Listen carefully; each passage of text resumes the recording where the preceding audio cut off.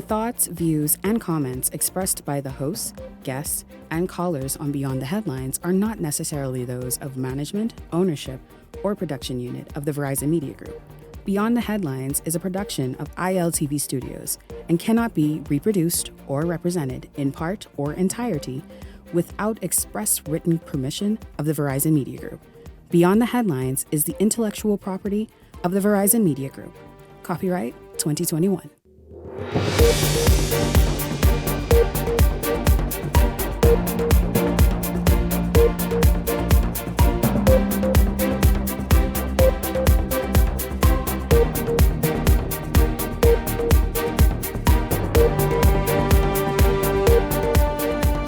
After years of stalling and promises, there is light at the end of the tunnel for the Grand Lucaya Resort. Tonight, how are residents feeling about this latest announcement? Also tonight, former Prime Minister Hubert Ingraham takes center stage at J. Henry Bostwick's memorial, scolding former F&M leaders on what their role should be in the party now. And Exuma MP and Deputy Prime Minister Chester Cooper hoping the row between two developers in his backyard is soon resolved.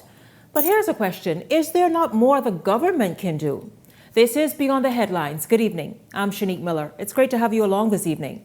Well, residents in Grand Bahama are anticipating this long-awaited sale of the Grand Lucaya Resort. Some say they will wait and see how it goes. Meanwhile, a former Minister of Tourism who was intimately involved in the Grand Lucayan negotiations shares his thoughts on the new deal now on the table and what it could mean for the future of the property.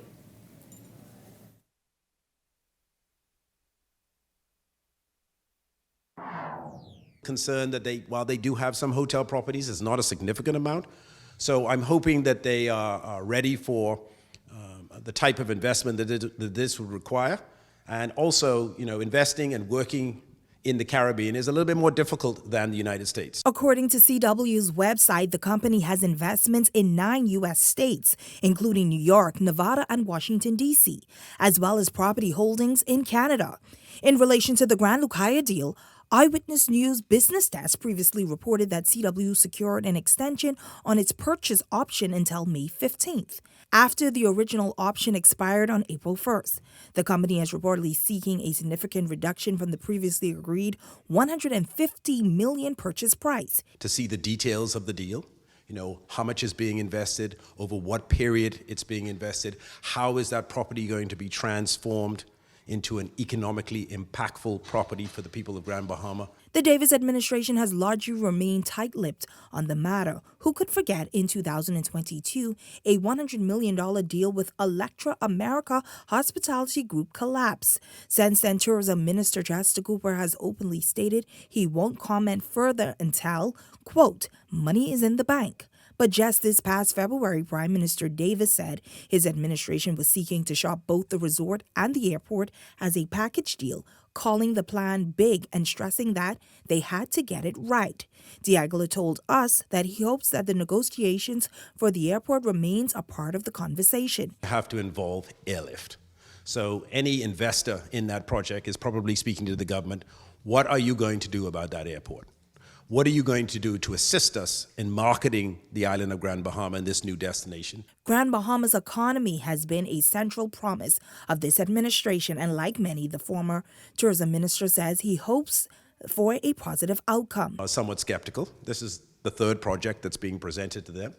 And so I'm sure they're very much in a wait-and-see mode, as most people are. But the government obviously feels comfortable that this is something that's worth presenting to the Bahamian people.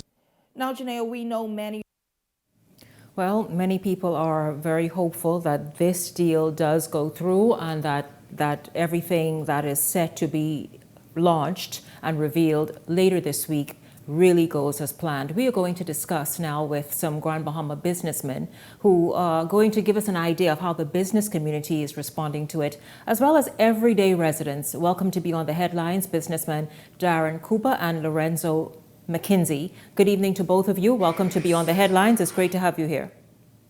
Good evening, Shanique, and everyone in the Bahamas. It's good to have you here, Darren. I'm not sure where Lorenzo McKinsey is, but let's just jump right in. What is the feeling on the ground? I know we did a poll, and that poll, I'll disclose that after the break, but we did a poll earlier today, our social media team. But let's just talk about Grand Bahama. That is where all eyes are on Grand Bahama, quite frankly, this entire week because of this announcement. Everyone hopeful and hoping for you all and for the nation that this deal comes through. Let's start with you first, Darren. What are people saying?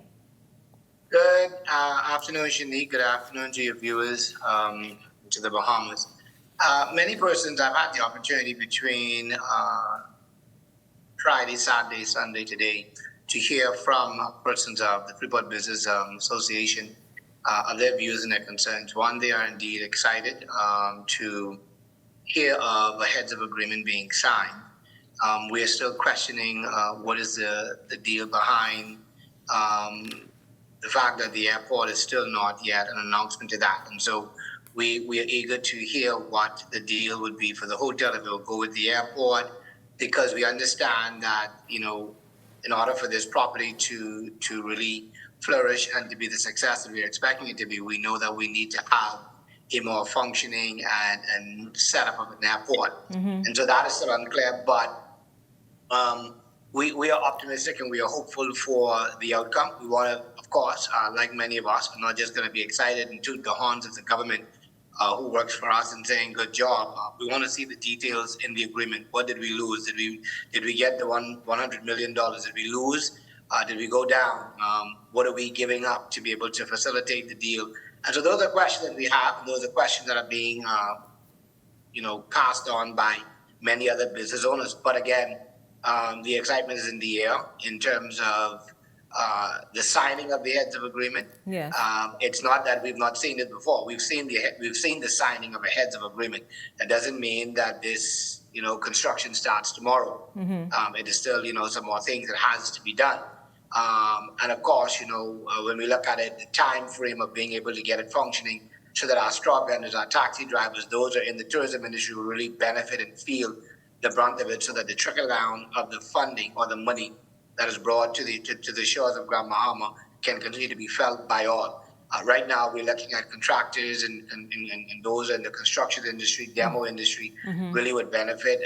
Will provide jobs for that. And then we'll, go from there. And so we are 44 days late, 44 months late. But however, we'll take it for what it is and wait to see the details of the project.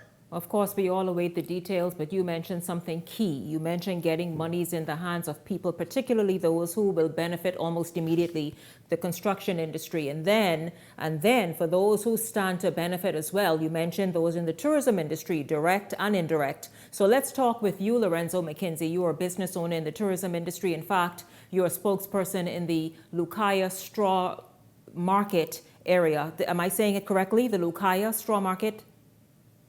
Port Lucaya Market. Port Lucaya Marketplace. Yes, absolutely. Let's just talk about what the response is, because I've spoken with you before and you've talked about, and I've even spoken with Darren and others about the fact that, listen, Port Lucaya Marketplace needs this attention. It needs this energy. It needs money. It needs tourists coming to visit. And here it is, this announcement is being made. And this announcement, of course, is set to come into fruition later this week. But what is the mood just hearing this? What's happening in Grand Bahama, particularly at the Port Lucaya Marketplace today and this evening? Well, so it's the meeting that having a grand celebration on Thursday night, and they're gonna have back singing a perform at the concert with Dr. Rochelle, fireworks. So there's excitement here for this announcement. So everybody's excited on the ground, that part of the where they get coffee from an early morning, coffee, tea goes. Everybody's excited. Everything is optimistic about it because we've been down this road before. And the beauty in that is that a lot of people came back home in the construction. And so that's the beauty that even those were Cocoa Key and other keys with the tourist destination, with cruise ship, they came back home, back to their family, and they came back to work.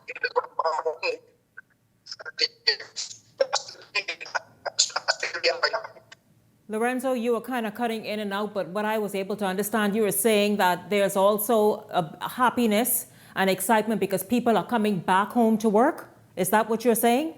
Yes, I'm saying it in the morning. Men going to work.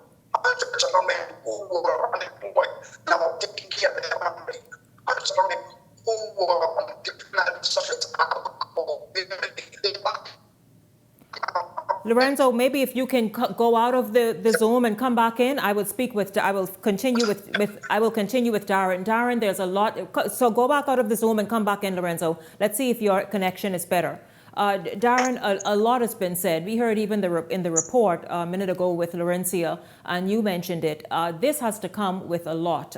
We know that the Grand Bahama International Airport also needs to be a new airport, not even an overhaul, a new airport to attract what's happening. Grand Bahama seems to be becoming attractive again. There's a number of things. There's the Carnival Cruise Lines, and I understand another hotel was purchased recently. So a number of things are beginning to pick up, but that area that is still stagnant must also accompany this new energy that's taking place in Grand Bahama.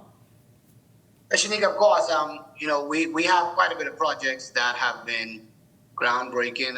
You have the Weller development, you have the purchase of the Zandu Beach property, you have the expansion of the Freeport Harbor, you have the shipyard and their expansion, you have the Carnival Celebration Key that's nearing completion, and now you have the announcement of the Grand Lucayan Hotel purchase or heads of agreement signing, which means that there is a boom and there is activity returning back.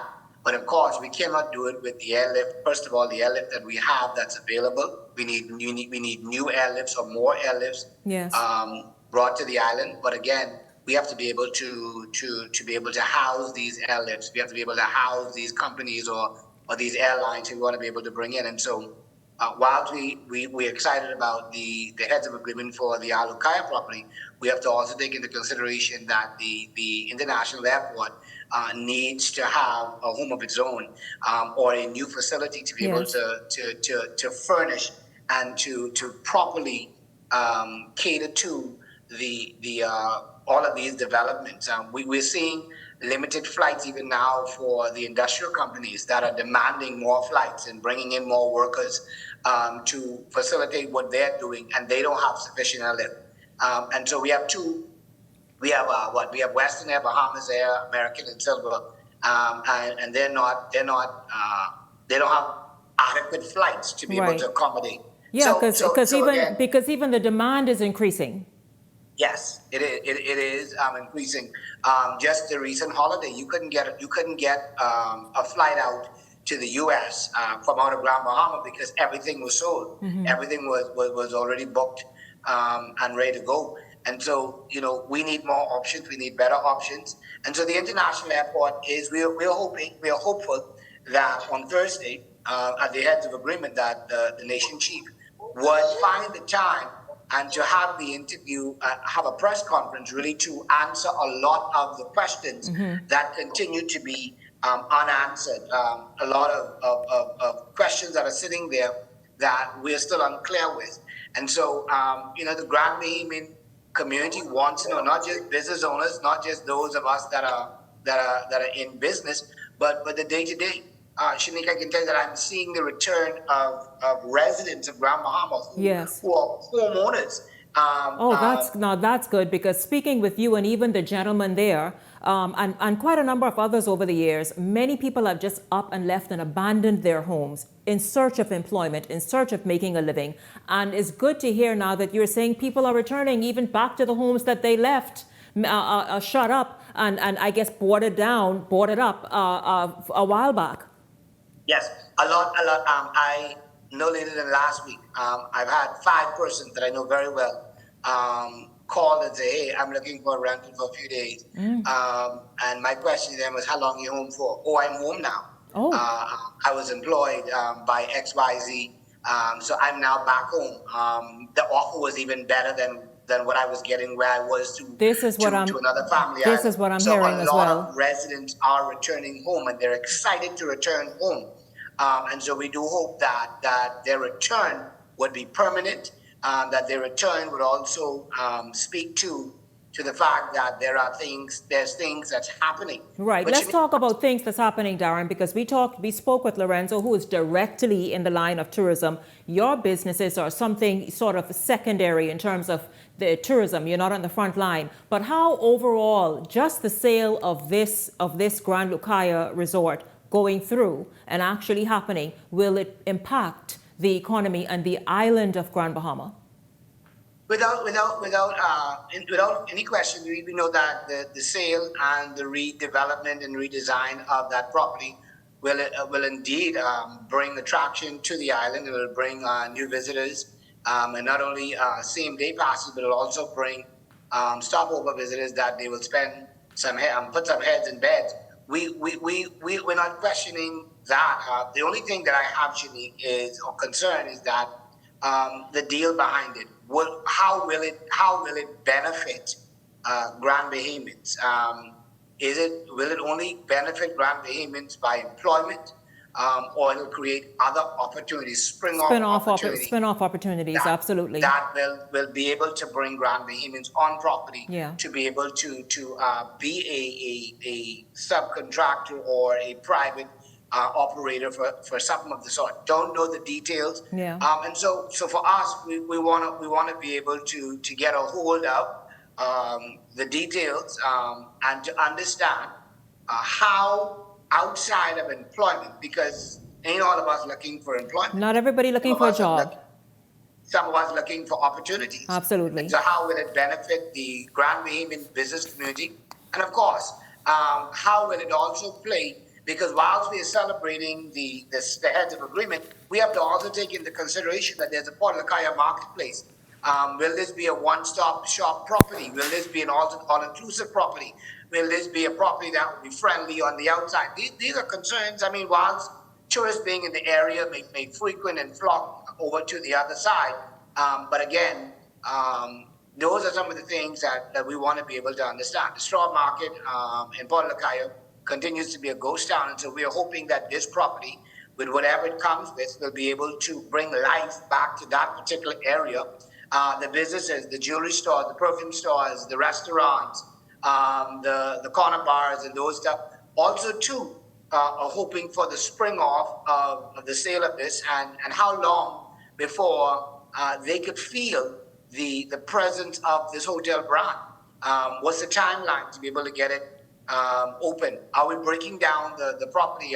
What is the real makeup and design of the reconstructing and renovating of it? So those are questions. I know that we have putting the cart before the horse by accident, but these are the things that we want to be able to put out there, that we hope that these necessary questions will be furnished with answers and that we'll be able to understand it. I cannot be, as a Grand Bahamian, celebrating or tooting the horn of a government, because this is what we hire them for. Mm-hmm. We hire them to work for us, and this is what they're being paid to do. And at the end of the day, we are just going to allow them to do their job, but we want to be able to know that they're doing their job with us in mind. Absolutely, Darren. Thank you very much. I'm wondering if you were there, Lorenzo. But again, Grand Bahamians, in fact, I'm speaking to the business community after years and years and years, and then more years, of this one property being at the center of everything and almost bringing the entire economy of Grand Bahama to a standstill. There is hope this week that they will learn much more and also get the good news that it's been sold, officially sold. Lorenzo, can we hear you better, I'm wondering? Can you hear me? We absolutely can. This was amazing. I just want you to jump in. Like, we know that the straw vendors where you are have been hard pressed for quite some time without experiencing any activity. How hopeful are they this evening that once this is all set and done, and then of course the construction begins, the hotel is open, that they can begin experiencing the thriving, bustling shopping experience that straw markets are known for throughout this country? We're very hopeful with it. Like I said, the management of Port Lucaya having the grand celebration. But throughout the vendors, we are hopeful because we don't have no other options. We don't have no other choice. We needed to work so that we can make a living to take care of our responsibility and our family. But at the same token, we wanted, like market itself. Because I remember one time when we were at Holiday Inn in the front, and when they were building Port Lucaya Marketplace, we had to move and go to the Gombe Park for a long period of time, which was no success. And we had to advocate there for everybody to come back in Port Lucaya. So we got to figure out how all of this is going to affect us. What the details of it, like Darren said, like everyone is asking, how would it affect the straw vendors when the construction and the work begin? Right, because obviously there'll be no traffic, foot traffic or otherwise in that area as construction is happening. And so perhaps you would have to be relocated temporarily until something, because again, also as Darren mentioned, maybe you all will be factored in to what this new experience will be on that property. And so hopefully that all works out for you all and you get the answers that you seek later on in the week. Yes. See, the thing about it is they had construction up there with the Grand Lucaya Hotel, and we were there. So we just didn't have as much heads in bed, but we had the cruise ship coming in to Right. Port Lucaya. And you're right. There's a lot happening. So it's not just this one thing anymore. It's yes. This is the major property that's happening there in Grand Bahama. But then there's the Xanadu and there's Carnival Cruise Lines and there's so many other things. So I'm sure that you all can perhaps find some temporary home to be able to continue making a living or begin making a real living, because you have not been able to do that for the last few years, I imagine. Shanique,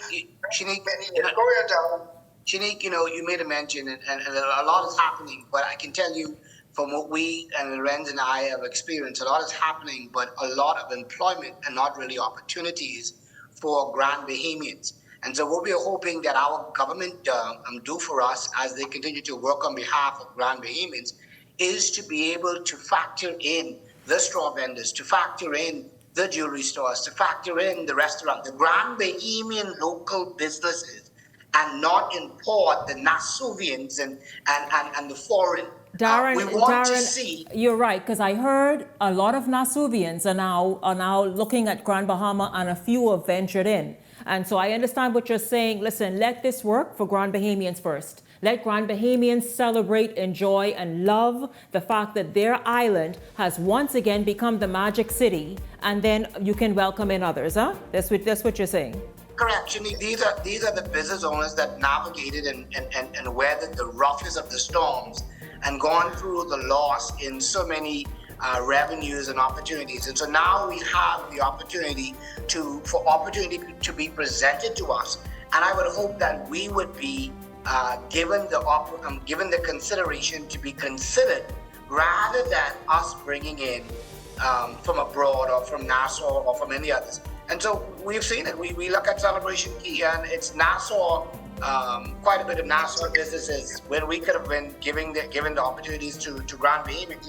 So I would hope that the Minister for Grand Bahama, the Junior Minister for Grand Bahama, along with the nation's Prime Minister and Minister of Tourism, would see the need to collaborate and to dialogue and to better understand what it is the Grand Bahamian community, the Grand Bahama community is saying, and that they would pay attention to it, so that we would have the opportunity, or the business owners would have the opportunity that we've been waiting on for so many years. Absolutely, absolutely. It's been a while. Yeah, it's been a while. We all know that. We've all watched and prayed right alongside you. And a great point that you make, Lorenzo, as well, that, listen, let Grand Bahamians experience this wonderful resurgence and revival of its economy. Let them experience it first, and then others can come along.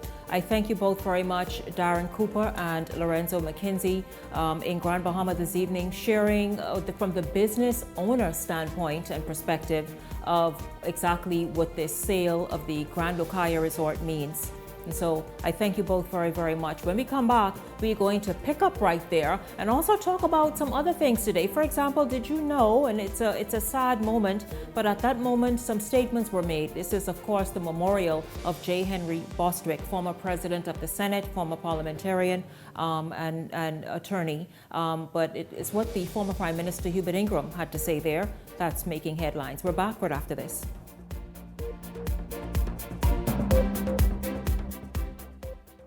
Celebrate the incredible women in your life this Mother's Day, and don't forget the special offer from Cornet Bahamas. From April 16th to May 16th, enjoy a fantastic 35% off store-wide. That's right, everything you need to show your love and appreciation is on sale. Whether it's a heartfelt gift for mom, a treat for yourself, or something special for that amazing woman in your life, we've got you covered. Don't miss out on this limited time offer. Visit any one of our stores today. Make this Mother's Day unforgettable with Cornet Bahamas.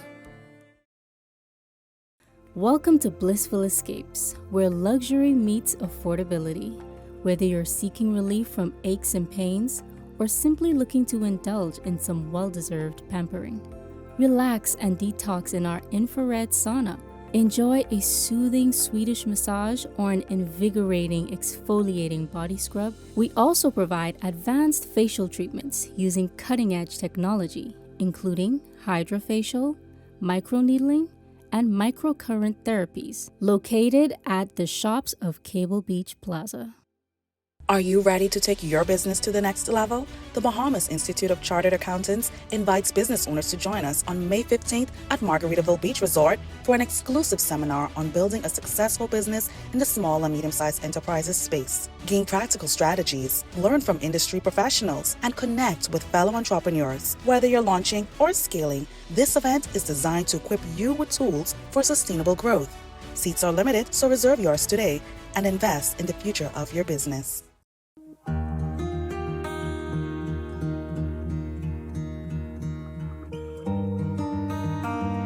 You work hard to provide for and protect the ones you love. However, life can present unexpected challenges. Who you call in times of need matters. Insurance Management is a Bahamian-owned company that has been serving our community for over 40 years, offering a wide range of coverage for all of your personal, professional, and commercial needs. When life happens, rest easy knowing that our skilled and experienced agents are there for you in your time of need, so that you can get back to what matters most. Insurance Management. Nobody does it better. Cancer Treatment Centers of America is now City of Hope, creating one of the leading cancer care and research networks from coast to coast, providing more of what you need. More locations means more care closer to home. More specialists means more expertise. More research means more breakthroughs. More advancements means more treatment options. And more options means more hope. Call now to get more of the care you need. Take sports seriously. Get ready to experience the thrill of winning anytime and any place. Bet in real time and live the thrill of every play while watching your winnings stack up.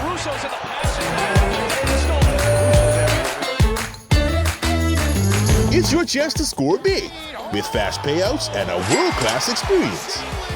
Get in the game and bet the Bahamian way with Island Luck Sportsbook.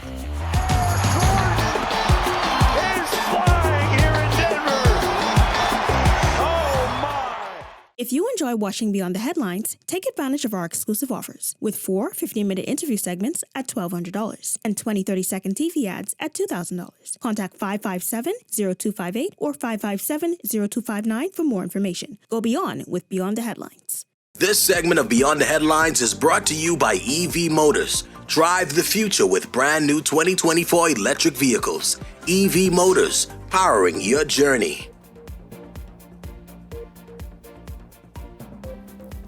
Well, before we get into some hot topics with tonight's contributors, let's give you this. We begin the segment with the Eyewitness News poll and the question about the Grand Lucaya deal. Today's question: do you think the Grand Lucaya deal will actually go through? So here's how you responded. 39% of the participants voted yes, I think it will. 61% voted, I have my doubts. And you were also asked, if it does happen, could it revive the Grand Bahamian economy? Well, 90% of you all said yes, it would give tourism a significant boost on Grand Bahama, and 10% of you says that you're not sure in response to the Grand Bahama residents and the announcements. Now, of course, we all saw at the top of tonight's segment, we saw the announcement. Of course, that is all set for this coming Thursday. We also spoke with some Grand Bahama businessmen, Darren Cooper and Lorenzo McKinsey. And so, of course, awesome hearing their responses. They had a lot of additional concerns while being happy about it. They just want to make sure that airlift increases and everything that needs to be in place matches what needs to happen there so that it further causes the economy to grow and all the different things that's happening on Grand Bahama to be successful. So we're going to jump in right there this evening. Welcome to Beyond the Headlines. Tonight's contributors, Leslie Miller and Garth Rosborough. Gentlemen, good evening to both of you. Good evening. Good evening, everyone. Everyone abroad and here in the Bahamas. It's a good day here in the Bahamas for the most part, and for those people who, I think, with some situations unique, we give our sympathies in Grand Bahama. Yeah, yes, absolutely. Grand Bahama had a rough weekend in the middle of all of this, where everybody is excited and very, very happy. Some people are having just a rough time. But gentlemen, I want to give you an opportunity to respond to this announcement. It started being shared over the weekend, and then of course we see this evening. I spoke with residents in Grand Bahama, and I began actually today in preparation for tonight's show, and the excitement is palpable. I mean, people are extremely hopeful and really rooting for this thing to happen. Yeah, you can almost feel the chills all the way here in New Providence. Ever since we've heard the news, it is just the type of news that people just at this time needs to hear. It almost feels like a special celebratory time, like the day of independence, July 10th, or it feels more like Christmas for the people of Grand Bahama. There is some doubts. There's some people who are curious, but we must admit that at this time, this news is so much welcomed, and I commend the government for the attempt at this particular time. It's hard feeling to hear the announcement of the government getting it signed, that agreement on Thursday. When I saw the results of the persons making observations as to 90% would wish it to happen, a lot of them think it may not happen. I want to assure you all that the Right Honourable Prime Minister is not a man to mix words. He's not one looking for publicity, going on television, the newspapers. But he's worked hard as hell over the last few months to make sure that this deal was going to be a reality. I can assure you all of it, in the next 90 days, you're going to see construction and a lot of work done on that site. Promise you that. He's not a man for words, he's a man of action. And I believe he has done the right thing on behalf of the people of Grand Bahama, and the magic will return to Grand Bahama, hopefully within the next 18 months, and Grand Bahama should be on its way. You all should be the magic city. When you think of Grand Bahama, you think of the 70s, Xanadu, all the hotels, all the nightclubs there. That was a place where Bahamians flock, and where many of our people from New Providence went, and once they got to Grand Bahama, they never came back. That's how great the city was. Mm-hmm. I think as I returned to those areas, I was shocked and really disheartened when the man that really, in my opinion, did so much for Grand Bahama, Edward St. George, when he passed. It was as if he took Freeport with him. And now Freeport is out of the grave and on his way back. And I look forward to sharing with the people of Grand Bahama what kind of future they're going to have with bringing Freeport to what it used to be before. Xanadu has been sold now. That was one of the most popular hotels in the history of our country, and the other hotels. So we look forward to the Prime Minister and his group on Thursday, signing that here agreement with a company that is well-versed in the tourism industry, that has a good history, that has the financial capability to do what is necessary to bring the magic back to Freeport. I think all Bahamians should be looking forward to something spectacular in the very near future. Well, it sounds really, really, really good. I mean, we know this property in particular has been in question for so many years. I mean, I think the Ingram, perhaps even before the Ingram administration, the Minnis administration, Yes. It's just been an issue. And then when this administration initially came into office and they made a trip to try and drum up interest in the Bahamas, and in particular Grand Bahama, it was said then at the time that investors just weren't interested. Grand Bahama had nothing appealing. But Grand Bahama still is a beautiful place. It is still well maintained. Yes, they have one or two areas where it's fallen down, but I was just surprised, quite frankly, to see Grand Bahama recently when I went. And it wasn't what I envisioned. I hadn't been there for many years, but there are a few of those, quite a few. But with everything that's happening, no doubt those will be demolished and something wonderful replaced in its place or refurbished. But it's still well maintained, even with the dilapidated buildings and little one or two areas of where there's dump. Grand Bahama is, 100 times cleaner than Nassau. You always say that or not? Or you don't want to go on record? But it was interesting. When Freeport first started in the 60s and it grew to be the Magic City, Freeport was really primarily developed as an industrial port, the closest place to seaport to the eastern seaboard of the United States. Then tourism started to emanate. A lot of people didn't have much faith in tourism in Grand Bahama for some reason. Mm-hmm. They couldn't see the mixture between industry and tourism. Right. And that became successful with the magnitude of hotels that went to Freeport. Holiday Inn was one of the biggest hotels in this hemisphere that culminated in Freeport. King's Inn, all these other fantastic places. And the nightclub scene was better than New Providence in Freeport. I think that's going to come back now because I believe that the Prime Minister is going to put the effort, his team, to make it right this time. It was unfortunate. I think the former government that dealt with the Wampo Group really gave too much weight because the Wampo Group was responsible for that hotel. That was their hotel. Mm-hmm. Okay? And they walked away from it and put gun to the government head. And of course, the government acquiesced and went and spent, some $65 million for that hotel.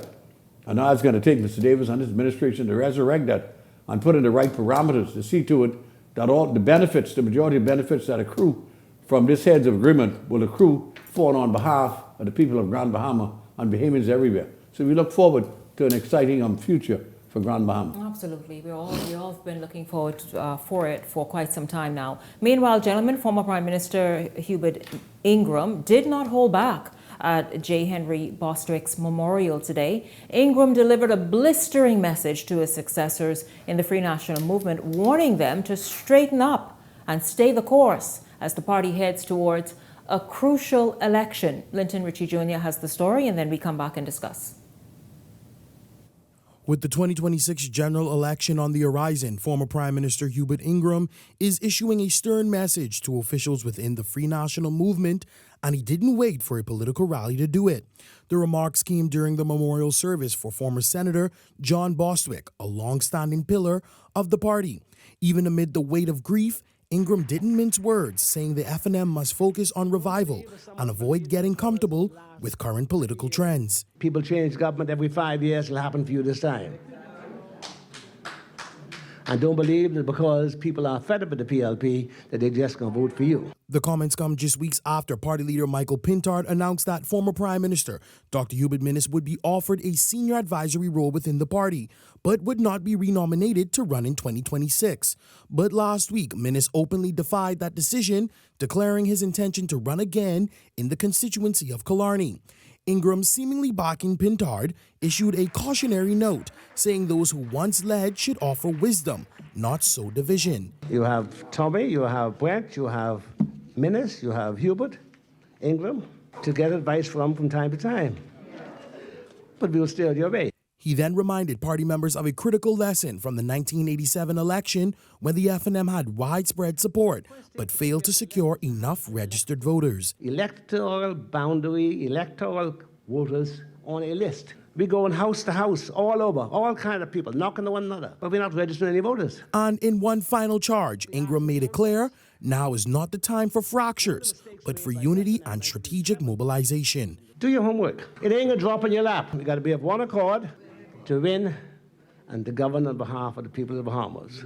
Linton Ritchie Jr., Eyewitness News.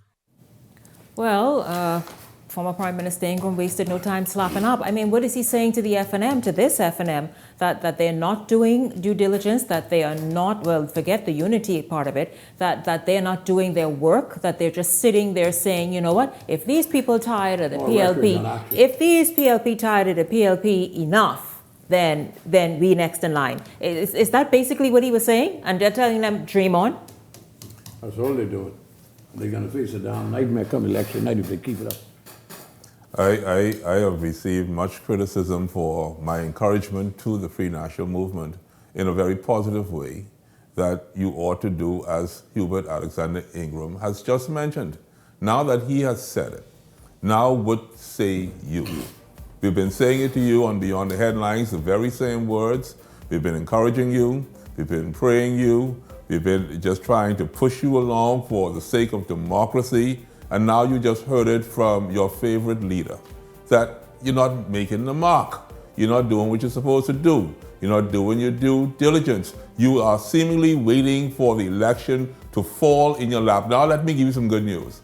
The airport in Iguana is on its way. Grand Bahama is about to explode. And where are you? You're sitting there waiting to win an election. Let me tell you what my grief situation is, Shanique. I feel as if the followers of the Free National Movement organization are simply being disrespected and disregarded. Wait a minute, God. For their loyalty, this is the type of performance you can give these people. And yet these are the same people who can kill me for you. But guess what? I keep telling you all, wait till the finish line. And I guarantee you keep this up. Just like Hubert Alexander Ingram said, it will not fall in your lap. I promise you that. And I've been saying it all this time. We will take a break and come back. Leslie, you will be the first person to speak when we come back. This is Beyond the Headlines, because what do they need to do? What do they need to do that they're not? What do you mean wake up? We're back after this. Stay close.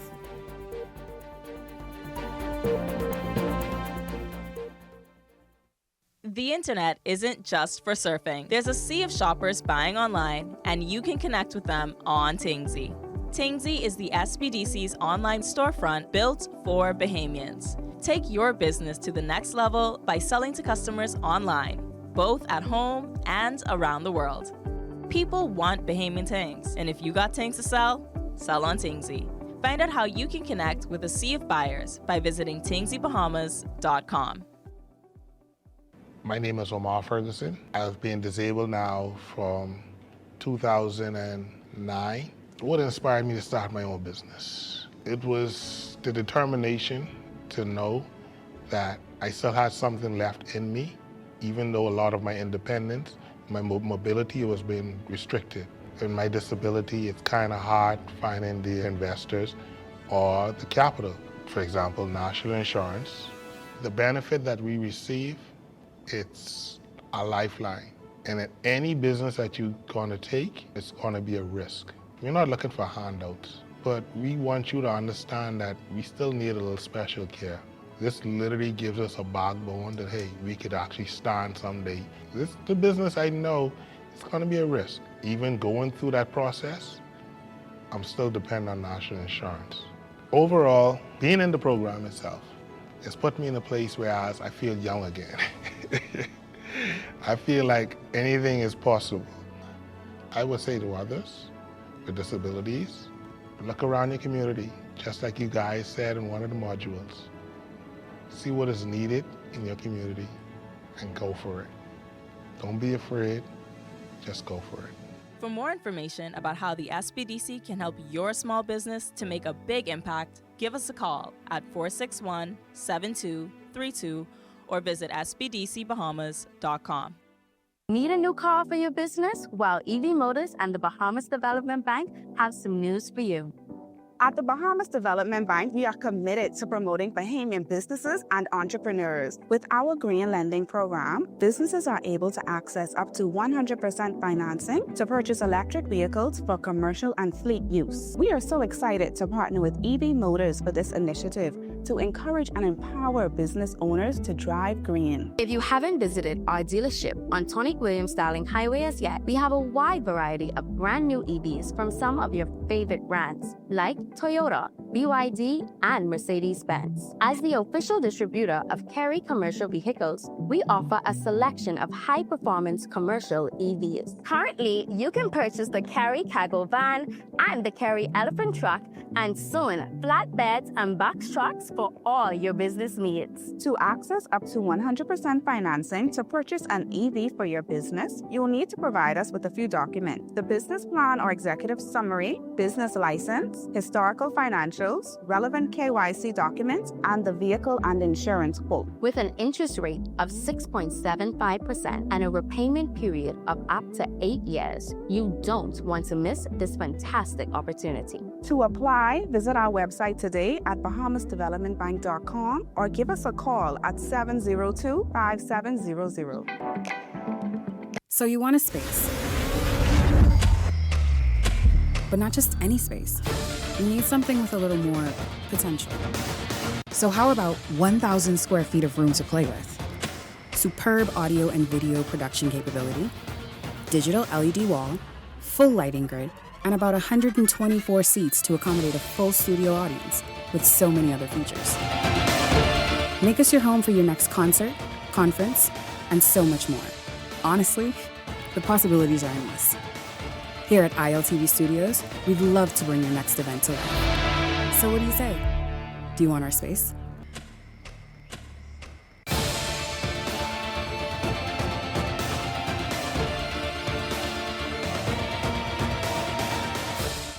If you enjoy watching Beyond the Headlines, take advantage of our exclusive offers with 4 15-minute interview segments at $1,200 and 20 30-second TV ads at $2,000. Contact 557-0258 or 557-0259 for more information. Go beyond with Beyond the Headlines.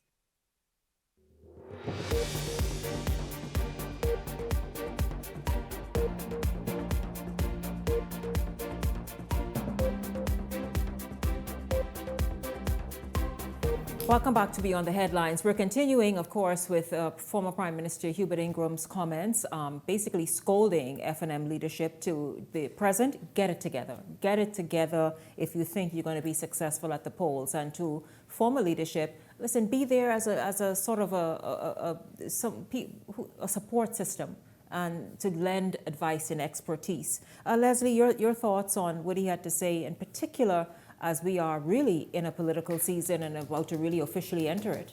You know, I have the greatest respect for Right Honorable Hubert Ingram. Did a wonderful job as Prime Minister and as a leader. But I think he knows, like most of us know, the problem right now, the major problem with the F&M is leadership. That isn't there. And Mr. Ingram knows that. You know, they could dally around it. People listen to the leader. And the fight that they had with Dr. Minnis, who was the former Prime Minister just 4 short years ago, and the manner in which he was treated, the view of the chairman sometime, with treating people in a manner that they are below them, the average Bahamian. They were part of the organization, the former government that treated Bahamians worse than you treated some of the dogs that died and you had to go life to be buried when private flights were coming in here.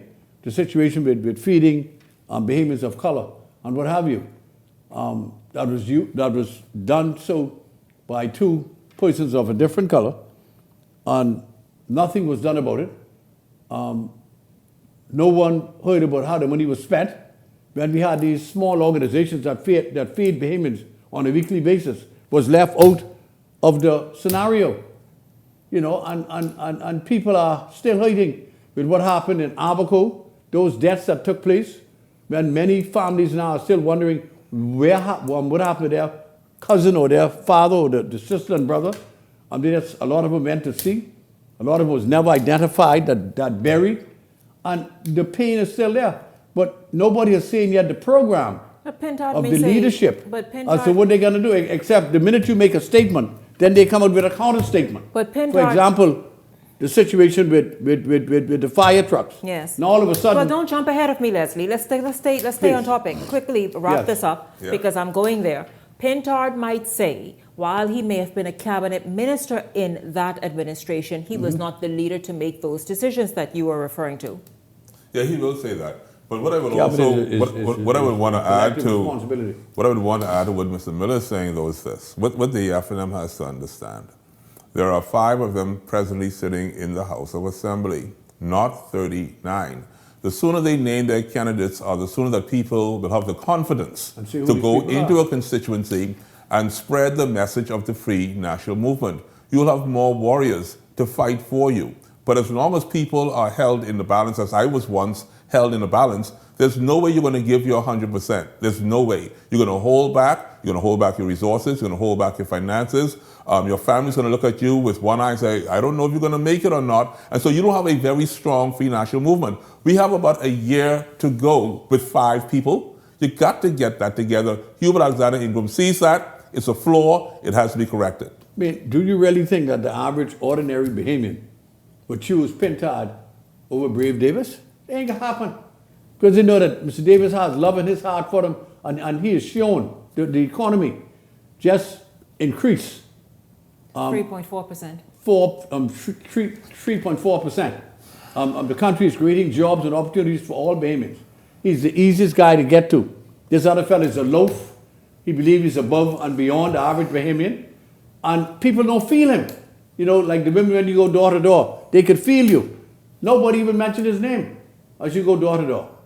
It takes some humility, yes, Mr. Miller, but once again, the Free National Movement has to be prepared to position itself if it wants to see victory. That's all this really is. Yes, they can deny Philip Brave Davis for whatever reason. They could say he traveled too much. They could say one or two other flaws that did exist during the the Progressive Liberal Party's rule. They could speak about the fires. They could find all types of reasons not to vote for the PLP. Well, let's see the line but of the candidates, issue is that they have no one to vote for. There's no strong voices. Well, apparently they're having some issues in that regard. Yes, and if the five getting don't that feel they're together. strong But enough. listen, you all. Speaking of fires and how the PLP is performing in that regard, check this out. Opposition Deputy Leader Shannon Don Cartwright is telling Eyewitness News, he said this today to us, that the FNM, if elected into government, following the 2026 general election, that the FNM is prepared to provide the country with adequate fire resources. I think 25 is the number he called. Cartwright says from his perspective, the governing Progressive Liberal Party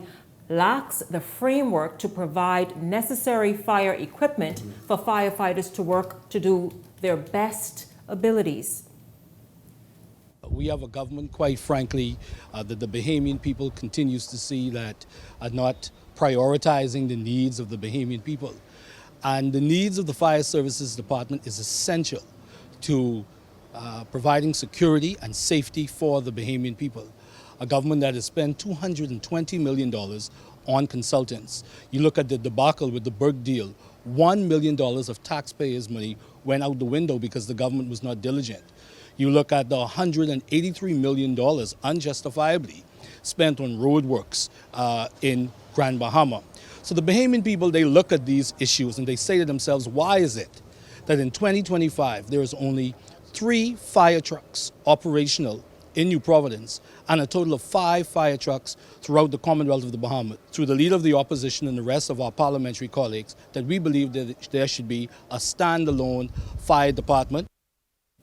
We get 25 fire trucks. The country is also in need of ladder trucks, and there's a difference. The issue with the fire downtown was exacerbated because of the fact that we don't have ladder trucks that enables our firefighters to reach taller buildings. There's an issue of even additional water pumps that allows firefighters to draft water from the sea. So we believe in a comprehensive approach. We believe that the standalone fire department, just as you have a commission of police, the command of the Defense Force, as well as a commissioner of correctional services, we believe it will give the fire services in the Commonwealth of the Bahamas the ability to be more efficient, to have its own budget, to ensure that our firefighters get additional training that is needed so that we can properly protect and secure the people of the Commonwealth of the Bahamas. We commit to being a government for all of the people of the Commonwealth of the Bahamas because at the end of the day, we're talking about protecting our 400,000 plus citizens throughout our archipelago.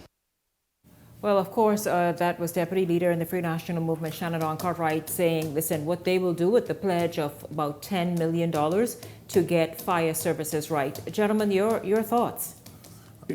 I like that double-digit number, 10 million. I really like that number because it takes me back to December 17th, 2019. On December 17th, 2019, it was made mention to us that under the former administration, that the Minister of National Security, who was some relative of the deputy leader, by the way, at this particular time, got $17 million. And the $17 million was for something called a drone, the drones, 55 drones from Swift company out of California. Yes. Now that's 17 million, boy, that sounds good. I don't know where the 17 million went to or if we got the drones. I've not seen these drones as yet, but it's supposed to be about 55 of them, and I think the police force is supposed to have some, the defense force is supposed to have some, customs, immigration, and they're all supposed to be working together with these drones. And we have not yet heard of the drones. So if I give you another $10 million for fire trucks, my question is, based on history, who's going to put those fires out again and where the trucks? I mean, I don't think the trucks may ever reach. But is 10 million sufficient? But going back to those drones, 10 million is sufficient whoever take the 17 million. Yes, it is. 17 and 10 is 27 million.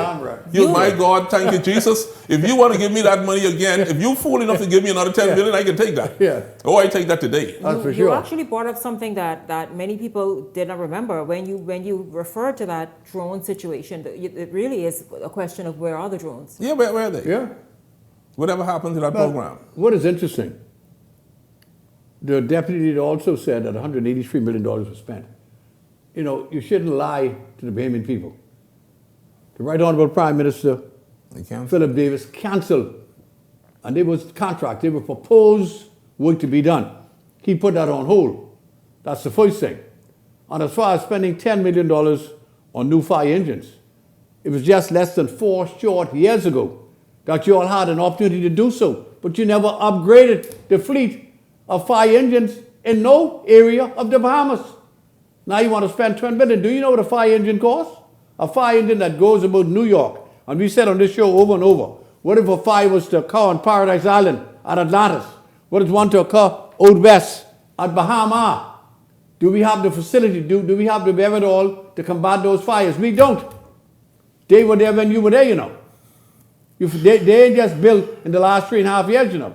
Were you thinking about these hotels and the safety of the Bahamians and our tourists during that time? No, because you did nothing. How much does a fire truck A fire truck of that magnitude that can hold about 10,000 gallons of water is going to cost you a couple of $1 million. And don't forget the family added, so $10 million is a drop in the bucket. It doesn't compare to the 17, but it sure as hell a drop in the bucket. But you had an opportunity and you did not look out for the welfare of the persons that work in those hotels. They are high-rise hotels. But if you give me that $17 million tonight, I could buy a couple of fire engines for you. Just bring it back and let me take care of that for you. Eh? I'll take care of it. You're talking about toys now. Yeah, ain't talking about no toys. $17 million, I can make that work. Gentlemen, listen, I thank you all very much. I really wanted to get to that Exuma story. Certainly we'll look at that because we know what's happening with Rosewood and then I forgot the other name of the other property. But that fight that continues to go on. And so it has to stop. It has to stop. And I don't understand how we government cannot say, listen, excuse me, hi. Yeah. Both you all visiting Who runs this country? What's happening? Who's in charge of the Bahamas? Sit down, shut up. Jobs are needed. Opportunities are needed for Bahamians. If you're not going to do that, then hit the road. I mean, it's simple. I don't understand. What about shut up? I don't understand. Like how do you get fight? How you get fighting and trying to stop this when that look like it's proposing more than what you're proposing? In our sovereign state called the Bahamas. In this sovereign state called the Bahamas. We playing around with these people. Yeah. I thank you all. I thank you both very much. At the top of tonight's show, thanks very much to Grand Bahama businessmen Darren Cooper and Lorenzo McKinsey. Thank you both. And also here on Hot Topics, thank you to Leslie Miller and Garth Rosborough. And a big thank you to all of you for tuning in this evening. Certainly enjoyed having you along. And I look forward to seeing you right back here tomorrow evening. For the entire Beyond the Headlines team, I'm Shanique Miller. Make it a great evening, everyone.